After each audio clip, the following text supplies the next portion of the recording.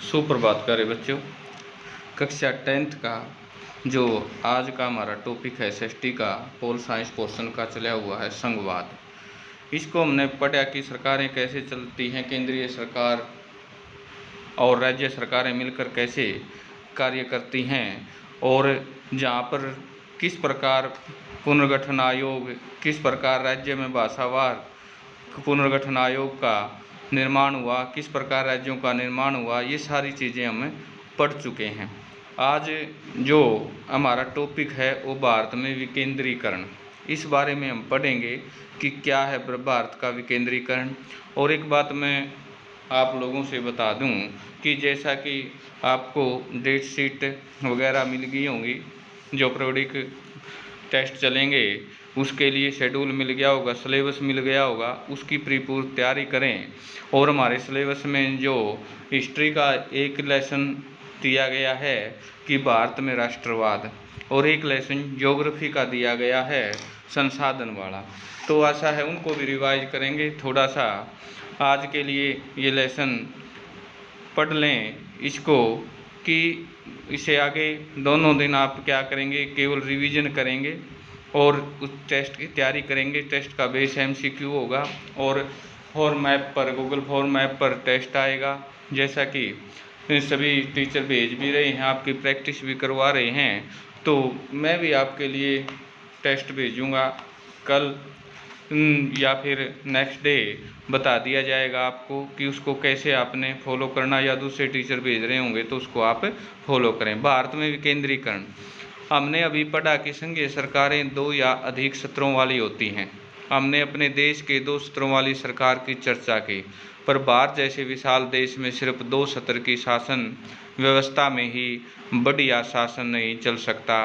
भारत में प्रांत यूरोप के स्वतंत्र देशों में बड़े हैं। जनसंख्या के हिसाब से उत्तर प्रदेश रूस से भी बड़ा है, यानी इतनी पॉपुलेशन है। महाराष्ट्र लगभग जर्मनी के बराबर है। भारत में अनेक राज्य खुद ही अंदरूनी तौर पर विविधताओं से भरे हुए हैं। इस प्रकार इन राज्यों में सत्ता को बांटने की जरूरत है।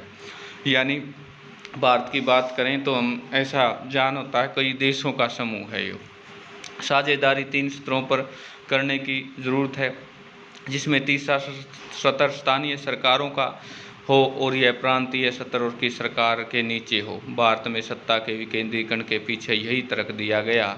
फलस्वरूप 3 स्तरों की सरकार का संघीय ढांचा सामने आया, जिसे तीसरे स्तर को स्थानीय शासन कहा जाता है। जब केंद्र और राज्य सरकार से शक्तियां लेकर स्थानीय सरकारों को दी जाती हैं तो इसे सत्ता का विकेंद्रीकरण कहते हैं। विकेंद्रीकरण के पीछे बुनियादी सोच यह है कि अनेक मुद्दों में समस्याओं का निपटारा स्थानीय स्तर पर बढ़िया ढंग से हो सकता है।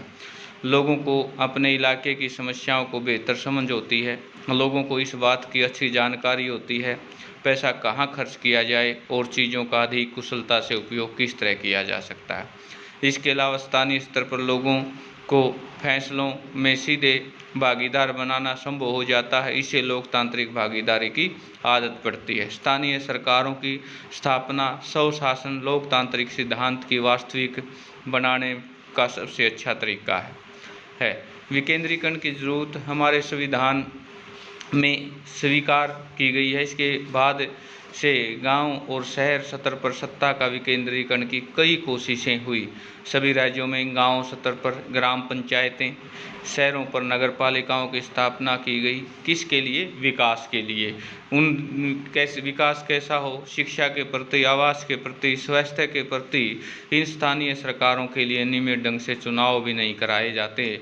इसके पास तो अपना कोई अधिकार और न संसाधन है। इस प्रकार प्रभावी ढंग से सत्ता का विकेंद्रीकरण नाम मात्र से हुआ। वास्तविक विकेंद्रीकरण की दिशा में एक बड़ा कदम 1992 में उठाया गया। शासन व्यवस्था के इस तीसरे स्तर को ज़्यादा शक्तिशाली और प्रभावी बनाया गया। अब स्थानीय स्वशासी निकायों में चुनाव नियमित रूप से कराना संवैधानिक बाध्यता है।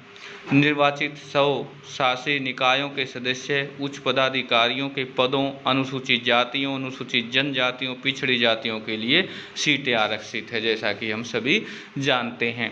कम से कम 1/3 पद पर महिलाओं के लिए आरक्षित है। ये एक विधेयक पास हुआ था कांग्रेस शासन में। ये हर राज्य में पंचायत और नगर पालिका चुनाव कराने के लिए राज्य चुनाव आयोग नामक स्वतंत्र संस्था का गठन किया गया। राज्य सरकारों को अपने राजस्व और अधिकारों का कुछ हिस्सा इन स्थानीय स्वशासी निकायों को देना पड़ता है। सत्ता में भागीदारी की प्रकृति इस हर राज्य में अलग अलग है। गाँव में स्तर पर मौजूद स्थानीय शासन व्यवस्था को पंचायती राज के नाम से जाना जाता है। प्रत्येक गांव में, कुछ राज्यों में ग्राम समूह एक पंचायत होती है, एक तरह की परिषद जिसे कई सदस्य और एक अध्यक्ष होता है। सदस्य वार्डों में चुने जाते हैं, उसे सामान्यतः पंच कहा जाता है। अध्यक्ष को, ये हमारे यहाँ भी लागू है, अध्यक्ष को चुनाव या प्रधान या सरपंच कहा जाओ। इसका चुनाव गांव के अथवा वार्ड में रहने वाले सभी वयस्क लोग जिनको वोट देने का अधिकार है करते हैं। यह पूरे पंचायत के लिए फैसला लेने की संस्था है। पंचायतों का काम ग्राम सभा की देखरेख से चलता है। गांव के सभी मतदाता इसके सदस्य होते हैं। प्रश्न आता है ग्राम पंचायत के कार्य कैसे हैं, क्या क्या हैं, इसका गठन कैसे होता है। इसे ग्राम पंचायत का बजट पास करने, कामकाज की समीक्षा के लिए साल में कम से कम 2 या 3 बार बैठक करनी पड़ती है।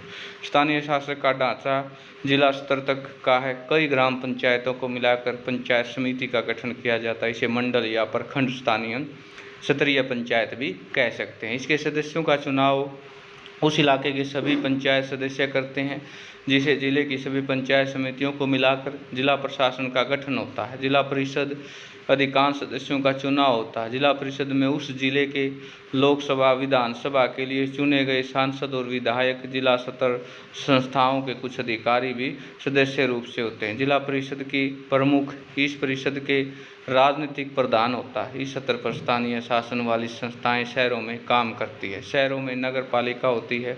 बड़े शहरों में नगर निगम का गठन होता है। नगर पालिका, नगर निगम दोनों कामकाज यानी पद्धति एक ही है। छोटे लेवल पे भी, बड़े लेवल पे भी। नगर पालिका का प्रमुख नगर पालिका राजनीतिक प्रधान होता है। नगर निगम में से पदाधिकारियों को मेयर कहा जाता है। स्थानीय सरकारों को यही व्यवस्था दुनिया में लोकतंत्र का सबसे बड़ा प्रयोग है। नगर पालिकाओं और ग्राम पंचायतों में करीब 36 लाख लोगों का चुनाव होता है। यह संख्या अपने आप में दुनिया के कई देशों की कुल आबादी से ज़्यादा है। स्थानीय सरकारों का संवैधानिक दर्जा हमारे देश के यहाँ लोकतंत्र की जड़ें मजबूत हुई है।